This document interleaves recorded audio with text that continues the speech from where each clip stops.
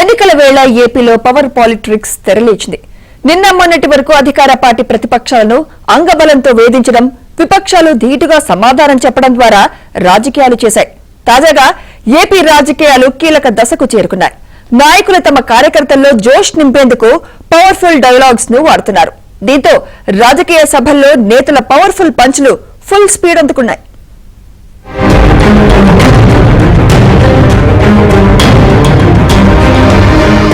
సాంప్రదాయ రాజకీయాలకు భిన్నంగా ఏపీలో పాలిటిక్స్ మారాయి. నిన్న మొన్నటి వరకు విపక్షాలను అంశాల వారీగా విమర్శించిన పార్టీల అధినేతలు తమ కార్యకర్తల్లో జోష్ నింపేందుకు పవర్ఫుల్ పంచ్ డైలాగులు విసురుతున్నారు. సాధారణంగా ఇలాంటి డైలాగులు జనసేన అధినేత పవన్ కళ్యాణ్ ప్రసంగాల్లో చూస్తుంటాం. జనసేనాని స్పీచ్ సాగినంతసేపు అభిమానుల జోష్ కు అడ్డు అదుపు ఉండదు. అయితే ఈ పవర్ నిన్న మొన్నటి వరకు అటు సీఎం జగన్ స్పీచ్ల్లోనూ గట్టిగా మాట్లాడటం మినహా స్పీచ్ లో పవర్ లోపించేది.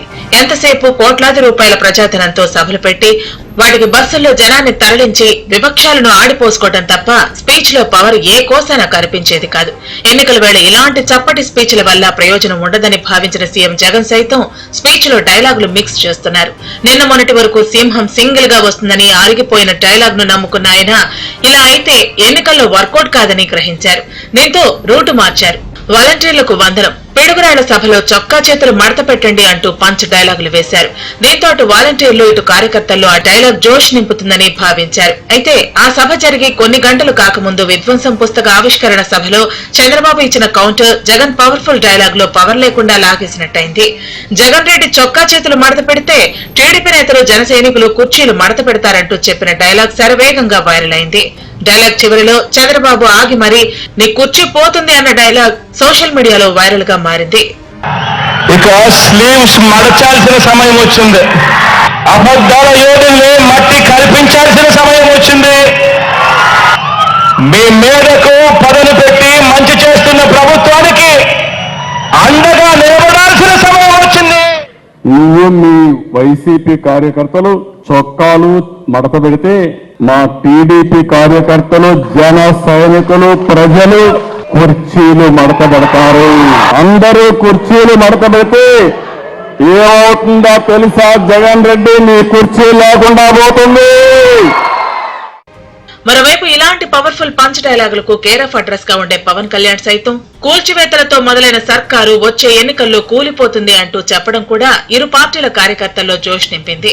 ఓవైపు చంద్రబాబు, మరోవైపు పవన్ కళ్యాణ్ పవర్ఫుల్ డైలాగులతో దూసుకుపోతుంటే జగన్ రెడ్డి ఎంతసేపు తన స్పీచ్ లో విపక్ష నేతలను ఆడిపోసుకోవటం, నిజాలు చెప్పే మీడియాను తిట్టిపోసుకోవడం తప్ప స్పీచ్ లో పవర్ మాత్రం పెంచలేకపోతున్నారు.